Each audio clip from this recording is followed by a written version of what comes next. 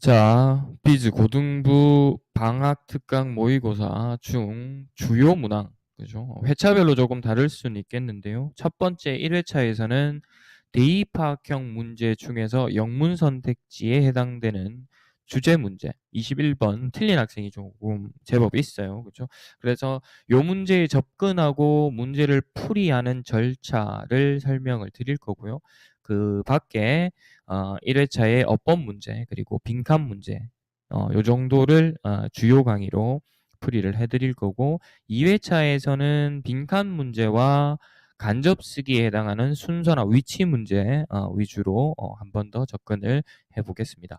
제가 동영상 강의로 올려주지 않는 다른 지문들 중에서 혹시나 그렇죠 혼자서 정리할 때 힘든 부분이 있다면 그런 지문들은 개별적으로 따로 질문을 해주시면 되는데요. 개별 질문을 할 때 여러분이 조금 편하게 질문을 하실 수 있는 요일은 금요일이고요. 금요일에는 정규 수업이 아니라 전부 보강 위주의 수업이기 때문에 제가 질문을 받고 정리해 주기에 충분한 시간이 될 겁니다. 그 밖에는 평일 월요일이나 수요일, 그죠? 저녁 시간대에 오셔서 질문을 하시면 되니까요.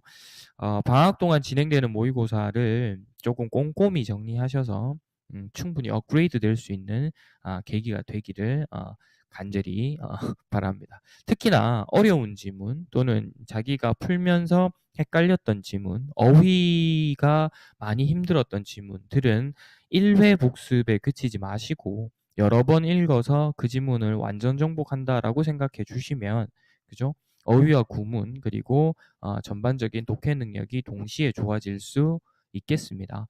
자, 21번 주제 문제에 대해서 접근을 한번 해볼게요. 이 주제나 제목, 우리가 푸는 문제들 중에서 요 주제나 제목 문제들 있죠. 이런 주제나 제목 문제들은 대입학 문제 중에서는 비교적 어려운 문항에 속합니다.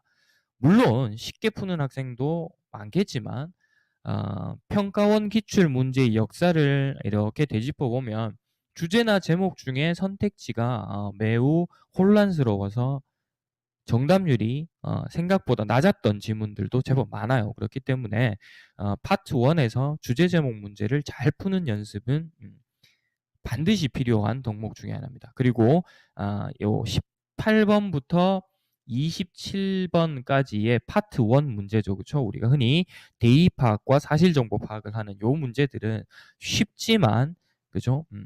EBS와의 연계가 간접 연계되는 부분. 다시 말하면 EBS 지문을 그대로 활용하지는 않는다는 거예요. 그렇기 때문에 문제에 접근하고 문제를 해결하는 방법이 익숙해져 있어야 할 부분입니다.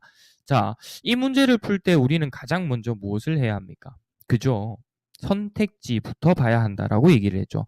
왜냐하면 선택지를 잘 구분해 놓고 글을 읽지 않으면 글을 읽은 뒤에 선택지를 읽으면서 한두 개의 선택지가 헷갈리게 되어서 글을 또다시 읽어야 되거든요. 그러면 그죠? 수능 시험은 제한된 시간 안에 문제를 풀어야 하는 시험인데 두 번, 세 번 읽어서 답을 내는 것은 좋겠지만 거기에서 많은 시간을 이 한 문항에서 많은 시간을 소요해 버린다면 그죠? 뒤쪽에 문제들을 풀 시간이 상대적으로 줄어들게 되죠. 그래서 실수하기도 쉽고 함정에 빠지기도 쉬워집니다.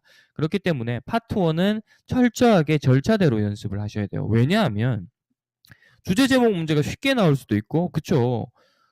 2017년 작년이죠. 이제 작년도 9월 고3들이 친 9월 모의고사에서는 주제 제목 문제의 난이도가 엄청나게 높았어요. 그러니까 오답 베스트 5 안에 주제 제목 문제가 아주 상위권에 랭크가 될 정도로 평가원이 내는 문제의 난이도는 왔다 갔다 할 수 있기 때문에 그죠? 반드시 절차대로 쉽게 나오면 다행인데 만약에 작년 9월처럼 어렵게 나와버린다면 거기에서 흔들리면서 그쵸 많은 학생들이 절대평가의 영어에서 좋은 등급을 받지 못했고 불안해지기 시작하면서 리듬이 깨지는 거죠. 그래서 그런 부분이 없으려면 처음에는 익숙하지 않겠지만 보기 선택지부터 반드시 읽고 올라가는 형태가 돼야 돼요. 자, 우리가 보는 21번 문항의 보기 선택지의 특징은 1, 2, 3번은 뭐뭐 오브 명사 오브 명사구의 형태로 되어 있죠.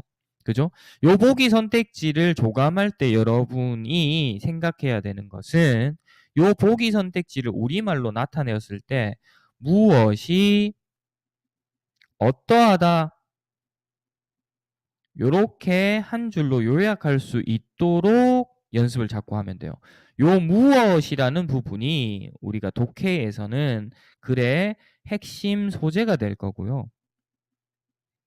어떠하다는 그 핵심 소재에 대한 글을 쓴 사람, 필자의 중심 생각이나 태도를 나타내겠죠.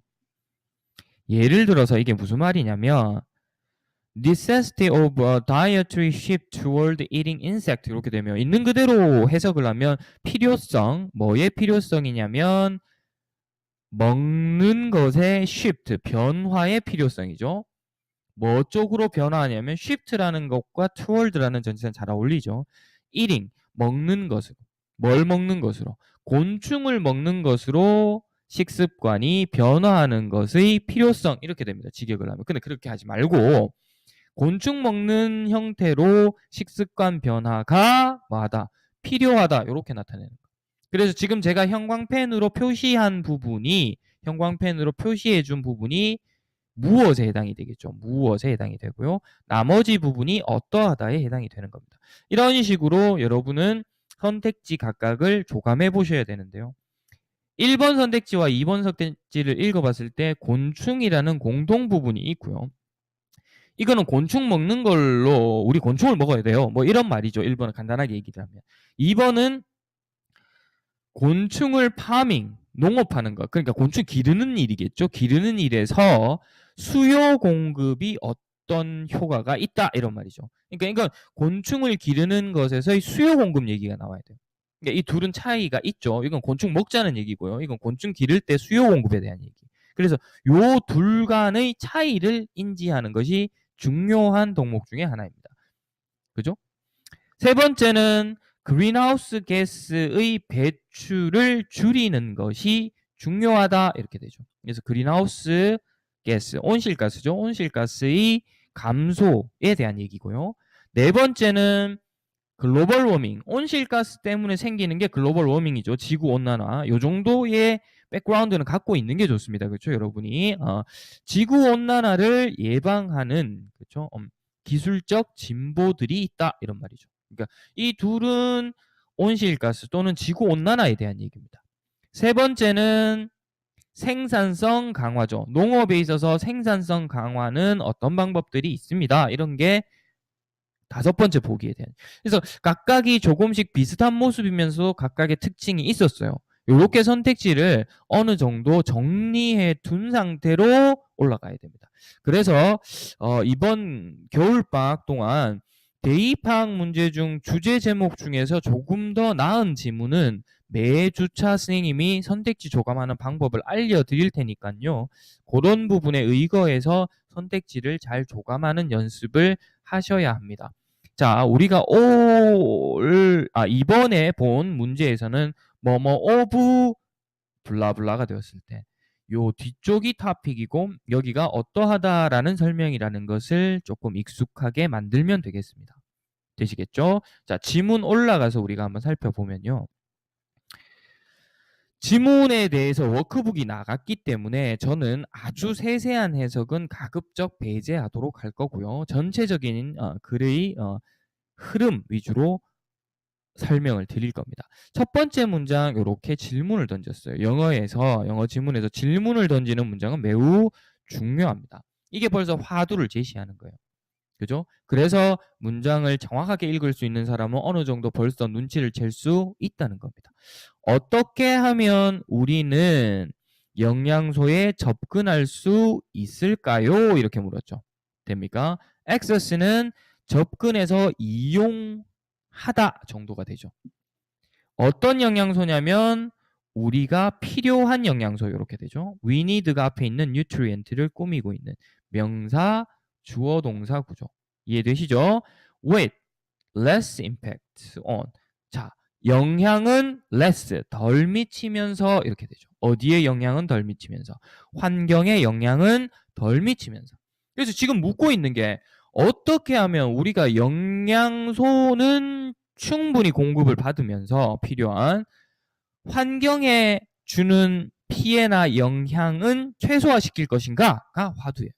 그리고 앞부분은 문제를 제기합니다. 가장 심각한 요소, 농업에 어떤 심각한 요소냐면 contribute to. 자, 이런 어휘를 우리는 정확하게 정리할 필요가 있어요. contribute to는 뒤에 결과가 나와요. 되겠어요? 결과. 어떤 결과를 이끄는 이렇게 되죠. 기후변화라는 결과를 이끄는 가장 중요한 농업 요소는 라이브스톡입니다. 라고 얘기를 합니다. 그러니까 라이브스톡, 가축 때문에 기후변화가 막 생겨요. 라고 얘기를 해요. 글로벌리. 전 세계적으로, 지구적으로 빕 캐럴. 여기서 또 하나를 더 느껴야 돼요. 뭘 느껴야 되느냐. 자, 앞쪽에 있던 라이브스톡과 빕 캐럴의 관계죠. 다른 단어이지만 같은 의미이죠. 앞쪽이 범위가 좀 넓고 뒤쪽이 범위가 좁아집니다. 그죠? 내용이 이어져서 흐르는 거죠. 이렇게 넓은 문장을 우리는 일반적이다 해서 제너럴하다라고 얘기를 하고요. 좁은 문장을 스페시픽하다라고 얘기를 합니다. 그래서 문장 두 개를 따로따로 보시면 안 되고 요 둘을 잘 연결하면서 아, 내용이 대동소이하구나라고 느끼시면 됩니다. 그래서 뒤쪽에 나오는 것은 어떻게 환경에 영향, 기후변화에 영향을 미쳐요 라는 것들을 구체적으로 수치와 함께 나열하고 있는 내용이죠. 그래서 하나하나 한 문장 한 문장에 너무 집중하지 마시고 글을 그쵸 조금 유연하게 읽을 수 있어야 돼요. 그리고 그 문제에 대한 해결책은 글 중반부를 지나서 여기 그쵸? 요 문장에서부터 시작이 됩니다. 그리고 그 라이브스톡, 가축을 먹는 게 문제가 돼요라고 얘기를 했잖아요. 가축에 대한 것이 그쵸? 문제가 됩니다라고 얘기를 했고 거기에 대한 해결책, 대안으로 제시한 것이 바로 뭐냐면 인섹트죠. 그죠? 곤충. 미니 라이브스톡에 해당하는 그쵸? 곤충은 low GHG이죠. 그린하우스 가스 이미션이 온실가스의 배출이 low 낮아요라고 얘기하면서 그래서 이게 좋아요라고 얘기를 하는 겁니다. 그죠? 선택지 중에서 지문에서 물론 온실가스 배출이나 글로벌 워밍에 대한 얘기는 했지만 거기에 대한 얘기가 아니죠. 그죠? 그걸 줄이면서 어떻게 하면 될까요?의 얘기의 핵심은 곤충을 먹는 게 좋은 방법입니다. 라고 얘기를 한 겁니다. 벌써 답이 느껴지셨죠? 그죠? 요 문장을 보시면 insect가 주어이고요. low GHG 해서 여기 동사 1번, 동사 2번, 동사 3번 되겠습니까? Can be fed on food waste rather than cultivated grain. 그러니까 얘들은 food waste만 먹고도 키울 수 있다는 거고요. Can be farmed. 키워져요. 어디든지. 어디에서든지. 되겠어요? and를 중심으로 동사는 총 1, 2, 3, 4. 4개가 보입니다. thus는 접속사가 아닙니다. 문장 부사이기 때문에 여기에 avoiding은 분사구문이라고 봐야 되겠죠. avoiding GHGs caused는 앞에 있는 GHGE를 꾸미는 거고요. 되시겠어요? 그럼 문장 구조에 따라서 해석도 가능할 겁니다. 오케이? 여기에 있는 어휘들도 충분히 잘 가져가시고요. 그죠? 아까 말했지만 일부 어휘 중에서 그죠? 우리가 기여하다, 공헌하다라고만 알고 있지 말고 그냥 일반적으로 contribute to 계열은 와다, 그렇죠. 어떤 결과를 이끌다라는 어휘라는 거. 우리가 이런 부분은 또 이제 정규 수업에서 조금 더 확장을 하도록 할 텐데요. 자, 첫 번째 질문이라서 앞부분에 서두에 설명도 있었고 이래서 조금 길긴 하지만 여러분 이해가 되셨으리라고 봅니다. 자, 지문 속에 파묻히지 마시고 지문을 선택지 중심으로 비교해 가면서 유연하게 읽으실 수 있어야 하고요. 되시겠죠? 곤충 얘기지만 수요 공급 얘기가 아니니까 얘들은 아니겠습니다. 그린하우스 가스에 대한 얘기는 나왔지만 그걸 줄이자라는 얘기는 궁극적으로 아니었고요. 그죠? 지구 온난화를 막는 게 좋다라는 얘기는 나왔지만 거기에 대한 기술적 진보에 대한 얘기는 아니었고요. 되겠습니까? 5번은 아예 아니죠. 농업 생산성을 강화하는 거에 대한 얘기는 아닙니다. 그죠? 그래서 정답은 자연스럽게 1번이 되겠죠. 되겠습니까? 그래서 곤충 먹는 게 해결책이 될 수 있습니다. 그래서 우리 먹는 식습관을 어디에서, 그쵸? 만약에 여기에 덧붙인다면 from livestock 뭐 이 정도가 되겠죠. 가축 중심의 식습관에서 요걸로 식습관의 변화가 필요합니다 정도가 될 겁니다. 이해되시겠어요? 자, 요렇게 충분히 요 문제에 대한 절차를 잘 이해하셔서 다음번 2회차 대입학형 문제에서는 모두가 선택지 잘 정리해서 그렇죠? 문제 맞추실 수 있기를 기원합니다. 자, 저는 다음 지문에서 찾아뵙겠습니다.